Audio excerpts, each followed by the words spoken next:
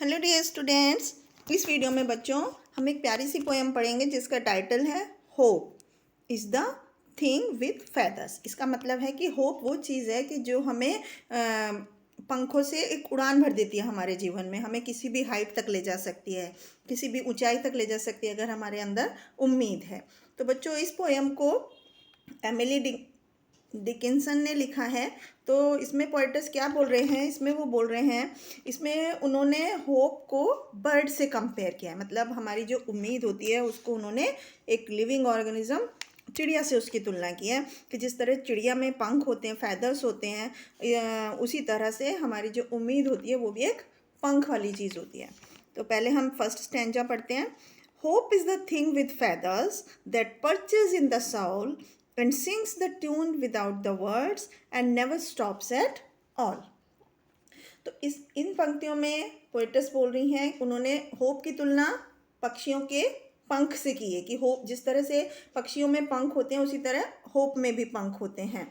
और जिस तरह से जो पक्षी होता है, जो बर्ड होती है वो पेड़ों पर बैठती है, उसी तरह से जो होप है वो कहाँ बैठती है, वो हमारी सोल में, यानी कि हमारी आत्मा में, हमारे माइंड में बैठती है, हमारी आत्मा में होती है, हमारे दिमाग में होती है उम्मीद। And sings the tune without the words. और जो उम्मीद होती है, होप, वो ऐसे गाना गाती है, बिना शब्दों वाले गाने गाती है। अर्थात कि वो जैसे जो बर्ड गाती है उसमें वो बिना वर्ड्स वाले एक ट्यून में गाना गाती है, उसी तरह जो हमारी होप है, उम्मीद है, आशा है, वो भी बिना शब्दों वाले गाने गाती है। And never stops at all. और कभी भी नहीं रुकती है, कभी भी नहीं रुकती है मतलब हमेशा हमारे मन में एक उम्मीद की किरण रहती है। तो हम एक उम्मीद के पंखों के तले हम किसी भी ऊंचाई तक पहुंच सकते हैं। ये इस फर्स्ट स्टैंजा में बोला है कि उम्मीद हमें पॉजिटिवली सोच कराती है और हमें एक ऊंचाई तक ले जाती है। अब हम दूसरा स्टैंजा पढ़ते हैं। And sweetest in the gale is heard and sore must be the storm that could abash the little bird that kept so many warm. तो इन लाइंस में गेल का मतलब है जैसे समुद्र में जो तूफान आता है बहुत, उसको गेल बोलते हैं। शोर मतलब बहुत ही भयानक, डरावना। एंड एबेश मतलब डिस्टर्ब हो जाना या अपसेट हो जाना।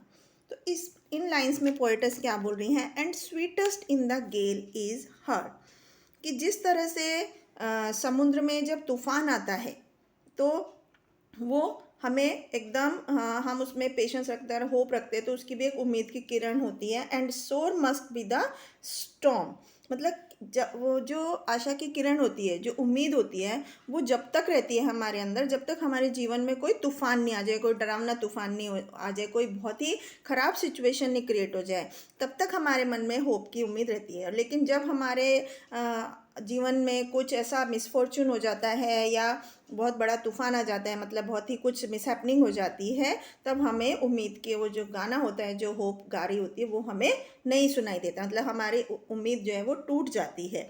That could abash the little bird that kept so many warm.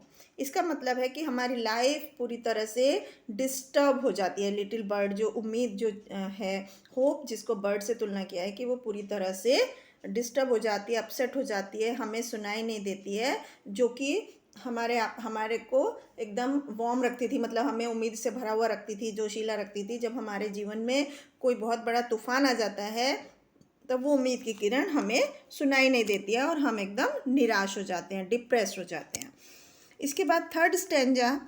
I have heard it in the chillest land and on the strangest sea, yet never in extremity it asked a crumb of me। तो इन lines का मतलब है कि hope क्या है, hope एक feeling है जो कि हमारे साथ ही हर जगह रहती है। आई हैव हर्ड इट मतलब मैंने उस जो म्यूज़िक जो सॉन्ग ये उम्मीद की किरण गाती है, मैं उसे हर जगह मेरे साथ रहती है, चाहे मैं कहीं भी चली जाऊँ ये मेरे साथ होती है। ये चाहे मैं कितनी भी ठंडी ज़मीन पे, चिलेस्ट लैंड मतलब जो ठंडी जगह है वहाँ चली जाऊँ, या कितने भी अजनबी से समुद्र में, बड़ा सा समुद्र में चली जाऊँ, ये हमेशा मतलब मैं कितनी भी ठंड में चली जाऊँ तो मेरे अंदर एक उम्मीद रहती है। या मैं कितने भी अजीब से समुद्र में चली जाऊँ, डूब रही हूँ पानी में, तब भी मेरे अंदर एक उम्मीद रहती है। Yet never in extremity. Extremity मतलब बहुत ही मुश्किल समय, जब तक कि मेरे जीवन में कोई बहुत ही मुश्किल समय नहीं आ जाता है, कोई बहुत ही ज़्यादा मिसफॉर्चून नहीं हो जाता है, दुर्भाग्य भाग्य नहीं हो जाता है मेरे साथ, तब तक ये मेरे साथ हमेशा बनी रहती है। ये जो होप की जो एक फीलिंग होती है, it asked A crumb of me. और ये हमेशा, क्रम्ब बोलते हैं एक पीस ऑफ ब्रेड, कि ये हमेशा मुझे उम्मीद देती है और कभी मेरे से कुछ लेती नहीं है। तो इसलिए होप का क्या काम होता है, होप हमेशा देने का ही काम करती है और कभी भी मुझसे कुछ वापस लेती नहीं है। तो इस तरह से ये पोयम एमिली डिकिंसन ने लिखी है और इसमें उन्होंने होप के बारे में बताया है कि होप जो होती है हमें उड़ान के पंख लगा देती है हमारे अंदर और हमें किसी भी ऊंचाई तक ले जा सकती है। तो आई होप बच्चों आपको समझ में आई होगी। Thank you.